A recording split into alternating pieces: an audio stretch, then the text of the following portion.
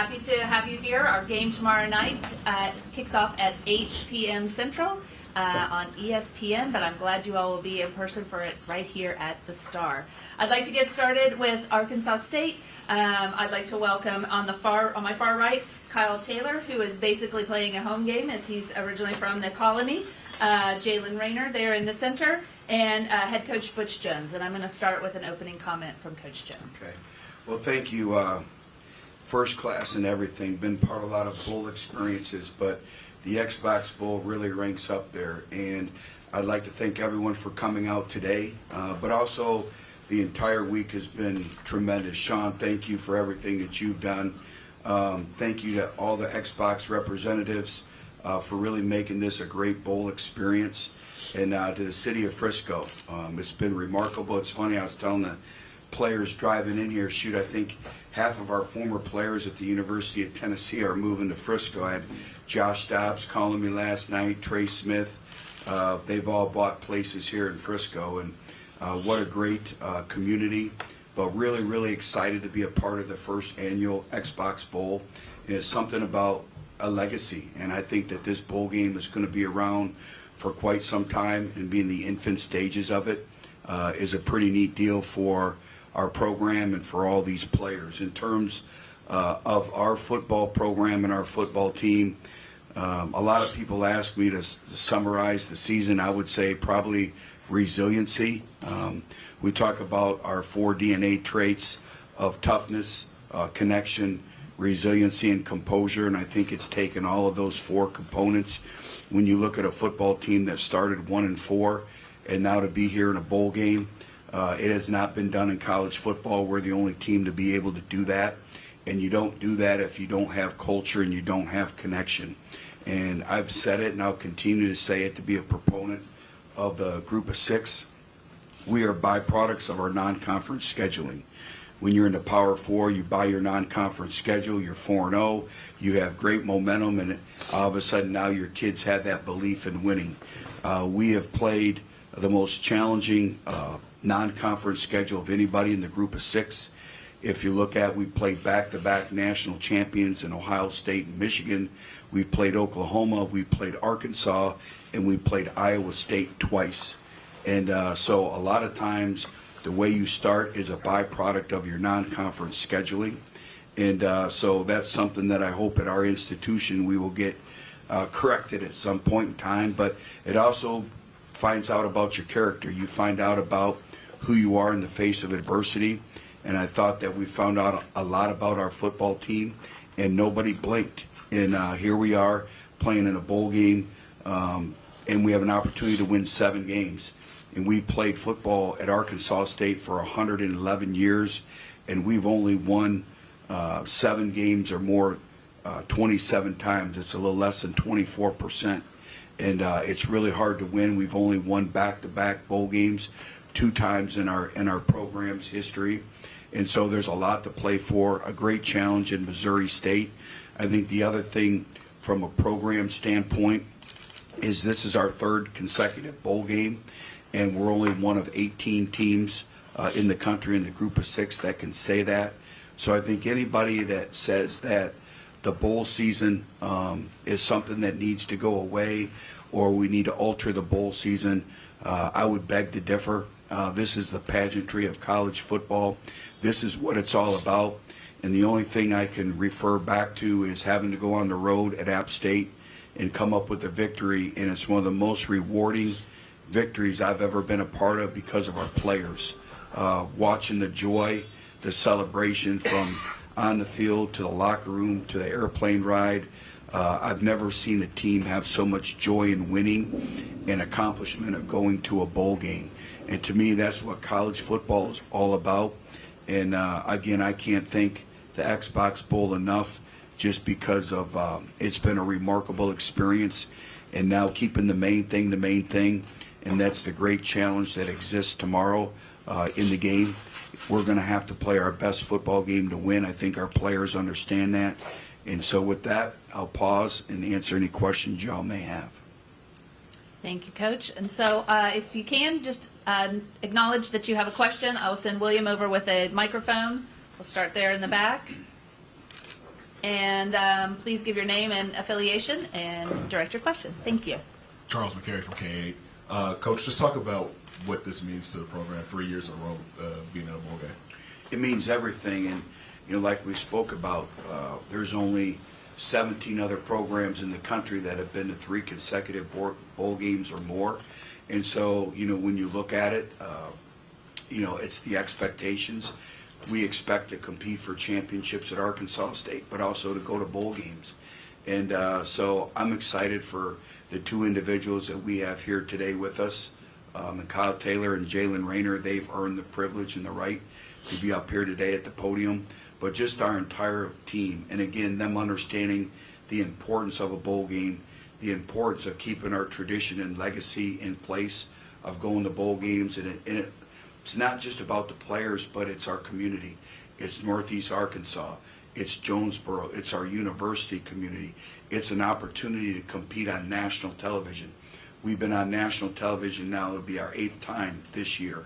And that's something that when you have that platform, you have to take great advantage of. But again, what it means to an institution, a state, an entire state, to be able to play in bowl games, you could never diminish the fact of that. So we're very excited about the challenge tomorrow.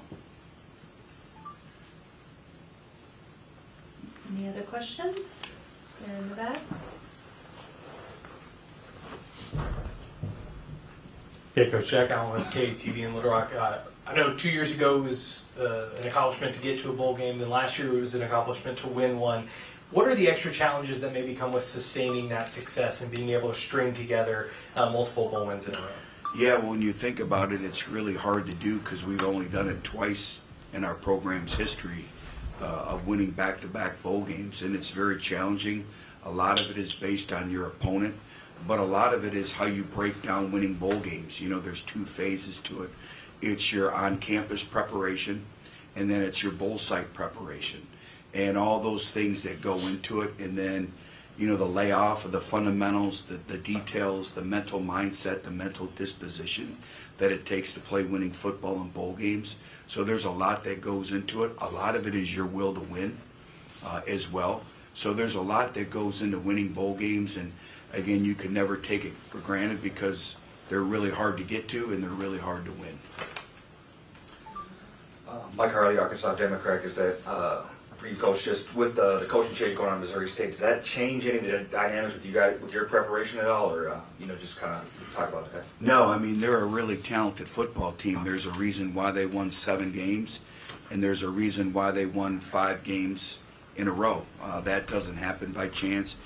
Just like us, if you don't have culture and connection, and the players play the game, and they have one of the best quarterbacks we will have faced all season long. Again, really well coached, detailed, disciplined.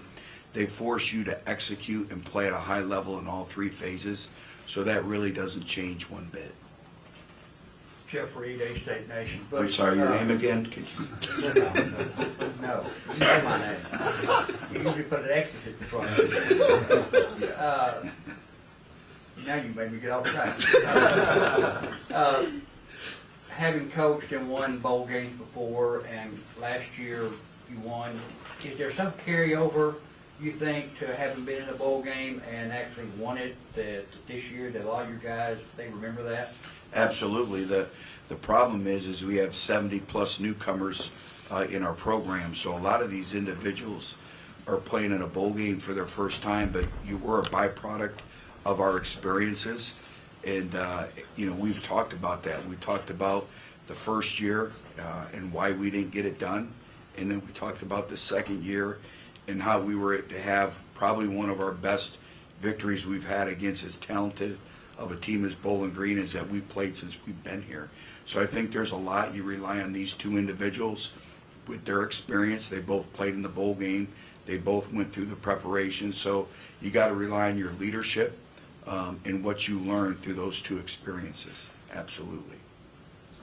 Coach Corey Riggs with Missouri State Radio. A lot has been made about the 1-point wins, the close victories that you and the Red Wolves have stacked up this year. What do you think the biggest sort of learning moment or teachable moments have been for you and these guys being able to come up with victories time after time in these really kind of gut check moments.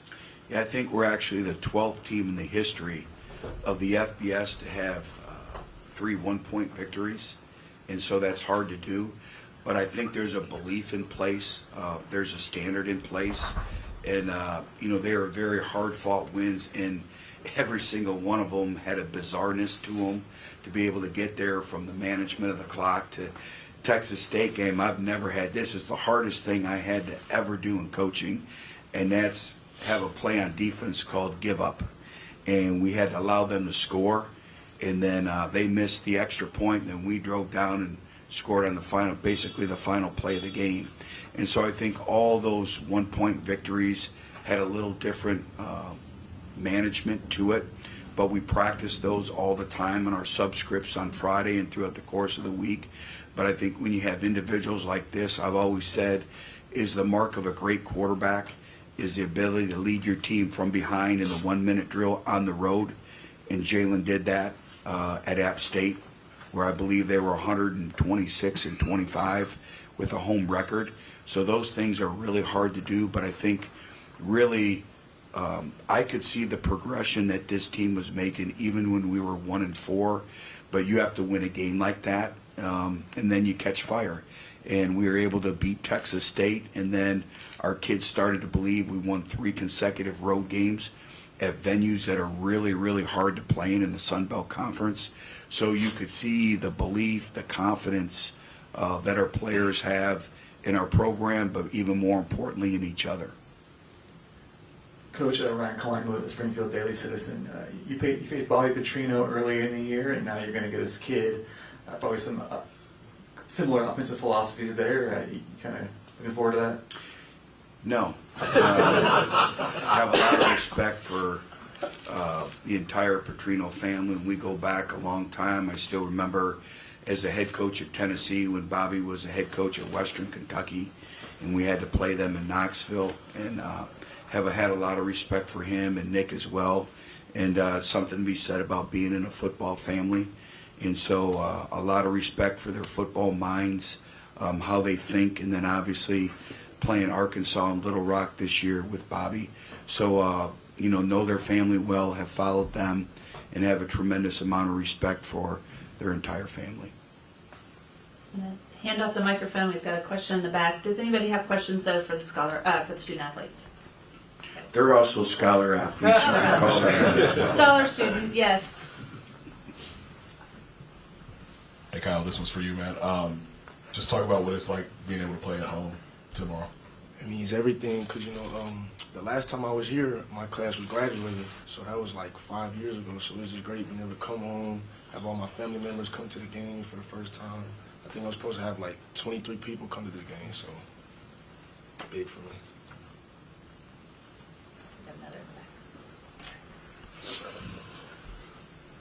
Just to follow up for Kyle, obviously, you kind of had a breakout year yourself, so just how rewarding is it to kind of finish, your season here at home, and then, like you said, just talk about your overall season, and also just with Jacob Clark, kind of the issues that he presents as a quarterback. It was kind of sweet because when we looked at the bowl predictions, like only one of them said Frisco, and I was like, oh, okay. I circled that. I was like, if I get that, I'm telling everybody. And then for the second part of your question, he's kind of like some of the quarterbacks we played this year, but I believe it's like his arm talent is one of the best. So we got to have a good eye discipline, good effort, everything. This is for both of you guys. Having won the road game like you have this year, do y'all kind of come into this game thinking like this is another road game, even though it's basically a neutral field? I feel like Coach said, it's 2 parts to the preparation going into a bowl game, and we kind of had the full game plan installed at school before we got to the site, and we kind of just revamped and reviewed it and polished it while we were here. So it's way more time to prepare compared to a regular road game. So of course there's challenges with all the activities and time management while you're here, still being able to prepare and not get lackadaisical with your preparation and things like that. But it's an opportunity for both of us, and the neutral field, I think we'll both have good and kind of good crowds and that travel for us. So it's going to be a good environment. think we can go ahead with one more. Yeah, Jalen, kind of following up with that, you touched on the difficulties that come with playing a bowl game, but what did you maybe learn the first 2 times that you did this that have kind of changed the way that you prepare this season? Like you said, from the last 2 bowl games, it's easy to kind of get wrapped up into you're not at school or you have more time to prepare, so you kind of get lazy or more relaxed with the preparation. And it's hard not to when you're at a site like this with a lot of activities, and then you're in a nice city and things like that. So I've kind of learned to treat it like any other game, prepare like we're going into the national championship, and like there's no tomorrow. So we're preparing to come out with the victory, and you have to continue to, I would say, just prepare like any other game.